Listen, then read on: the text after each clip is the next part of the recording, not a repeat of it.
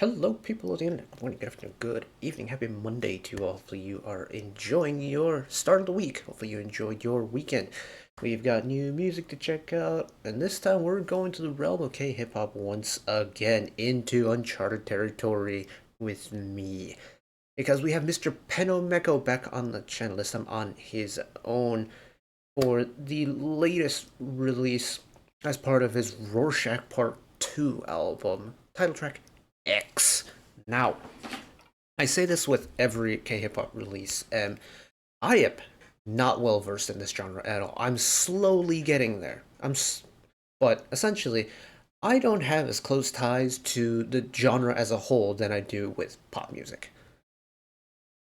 Both listening to it and kind of understanding it, if that makes sense. Like, rap music and hip-hop music, to an extent, I can't really approach in the same way I do pop music, because like, musically they're very different, like music structurally. But what I can talk about is like the rhythmic aspect of it, how it flows, the composition style, composition choices, things like that.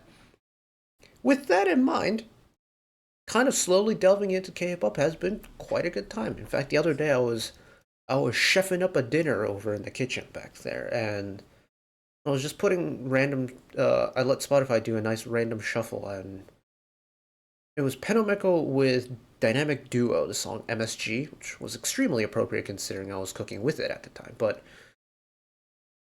I was vibing with that. Possibly a little bit dangerous considering I was kind of like dancing along with the chef's knife in my hand, but you know, that's besides the point. It's my kitchen, I can do what I want. But yeah. Penomeco's X, I am ready to learn some things, so here we go. Rorschach Part 1 and the 2 tracks he did with Zico were such a blast, such a fun time. But I don't know what to expect with this one. Admittedly, Penomeco's an artist that I know by name, but I don't really know of his music, and I don't know what his style is. This is also kind of a problem, because I've also seen that he's got a very wide repertoire of sounds, so what am I going to get out of this? I don't know. I'm going to get a learning experience out of it. That is one thing I can say for certain. So here we go.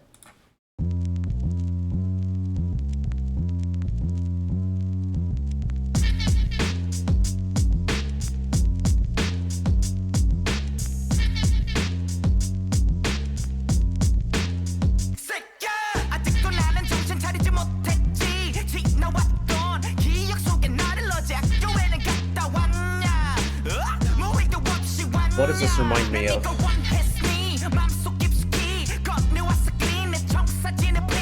I do like his high delivery with the really low 808. That contrast.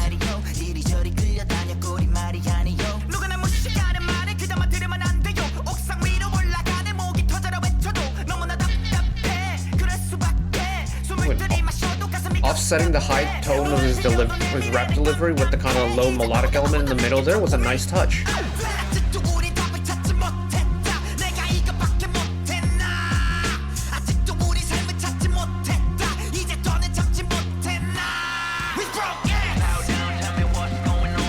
That nice long drawn out flow in this section of the song, very nice, especially after a really quick one.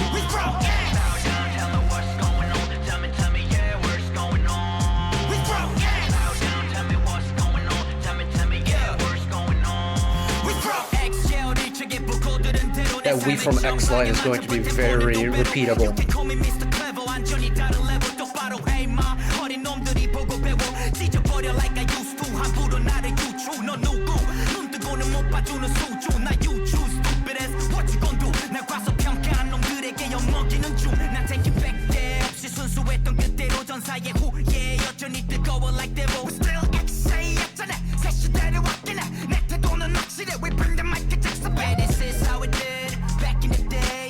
His flow's easy to follow too. It's very much, at least for me, what I'm able to piece together, keeping it in the kind of like 4-beat measure system.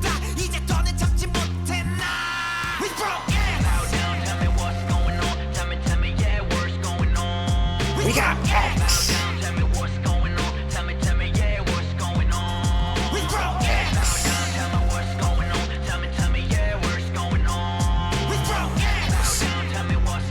Yeah, something about the way It doesn't matter what the type of song is.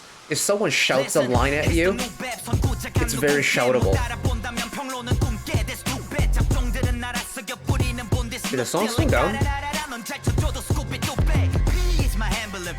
No, it just feels slower. Interesting. I wonder why. Again, something about shouting lines makes you want to shout along to it.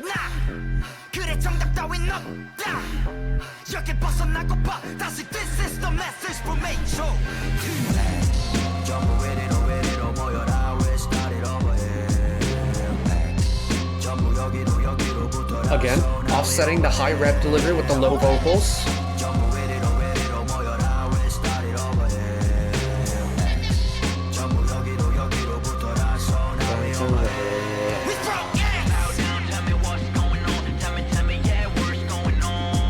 From X. If there's one line you're gonna get out of it, we from X. It's gonna be that one, isn't it? We from X.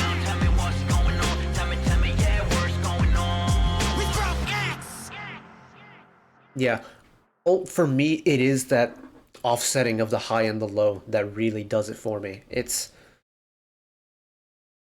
This is one of those cases where I genuinely don't really have the exact words I want to use because I'm not familiar with the style of music, with the genre. And that is completely on me because I could be more read up on the type of music and the genre as a whole. Having said that, I can talk about it compositionally, and I can talk about it from an arrangement point of view, and from the arrangement point of view, it's that jumping back and forth between the high and the low vocal registers. Spot on. We as humans love contrasts. And the thing is, the only form of contrast you're going to get in this song is from the vocal top line, all inclusive, including, melodic and rhythmic. Because the beat of the song, until that final kind of bridge section, if you want to call it that, doesn't change. The beat and the flow and the pacing of the song doesn't change at all. That leaves the vocal part to do the heavy lifting when it comes to changing the sensation of the song. Because without it, there really is no really major indicator about what part of the song that PENOMECO is on. Let me explain.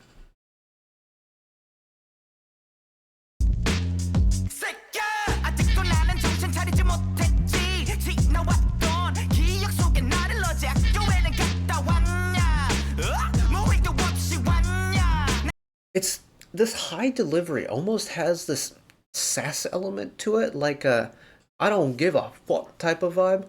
Now, kind of like it. It's very charming. Charming is the wrong word. It's, No, we'll go with charming because I don't have the right words for it, but it's kind of a vibe. Yeah, let's keep going. But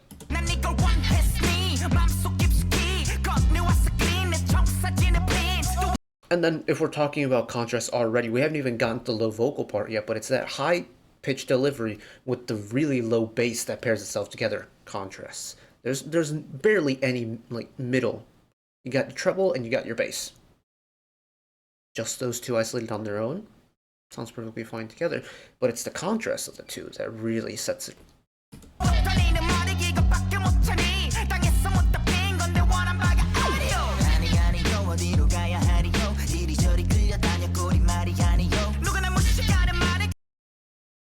That vocal part is very smart because it's not purely middle now. They've left a trailing little element of the treble in that kind of background harmony, but to offset the high-paced, high-energy flow from the verse, they've thrown in that middle range vocal, and it's such a nice break, and it's a very, I think, warranted break. So I think without it, it'd be pretty overwhelming.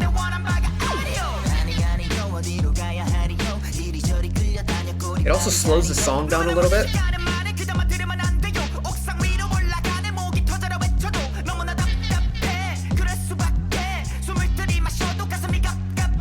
Because his high flow now is very much more in your face.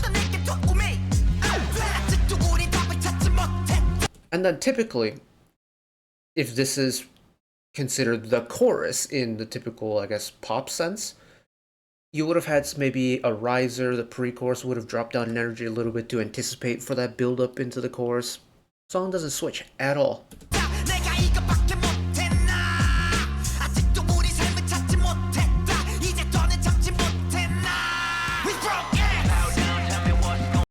And the fact that now we get to this part where this is the motif that's repeated over and over and over through the song. By pop song convention, this is the chorus, which means...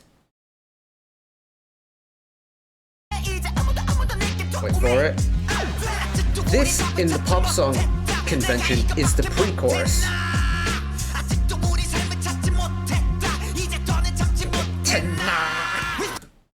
The flow switch, contrast, going to the really fast-paced ones, the really drawn-out flow here. Nice touch.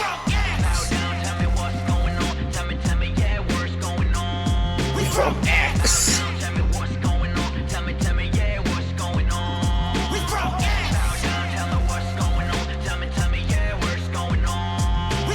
The little slow inclusions of a harmony as the chorus progresses. Very nice. And then rinse and repeat, run it back again. Whenever I approach these K-hip-hop videos, I'm always left musically stimulated.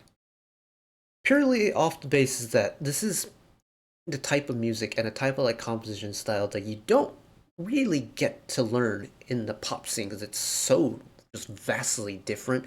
The structure of it is different, the pacing of it is different, the feeling of it and sensation of listening to it is different. And just the kind of intention is different, isn't it? Because this is more...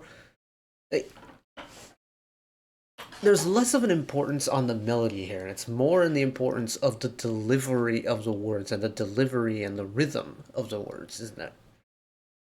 And having a different priority in the composition department is always so interesting to me, because I've always been surrounded by melody, you know, doing chamber choir growing up, playing in string orchestra growing up, listening to thousands of pop songs, and growing up on 80s rock. Like, the emphasis on rhythm is still very much important, but the thing that kind of took precedent was always the blend of melodies and notes.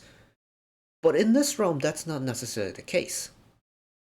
And to be able to come out of it having learned a little bit about the genre, but also being able to understand it using my own skill sets makes me feel very happy inside.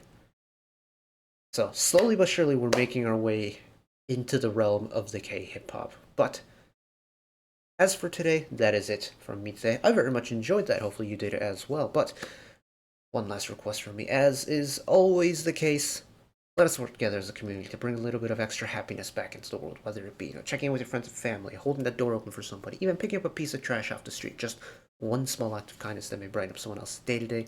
Know that wherever you are in the world, should you ever be going through a tough time in your life for whatever reason it may be, even though I'm just some guy on the internet who waffles about music in his free time, know that I will always be a friend, an ally, and a shoulder to lean on whenever you need me. So take care of yourselves, take care of each other, spread the love, and I'll see you next time. Bye-bye.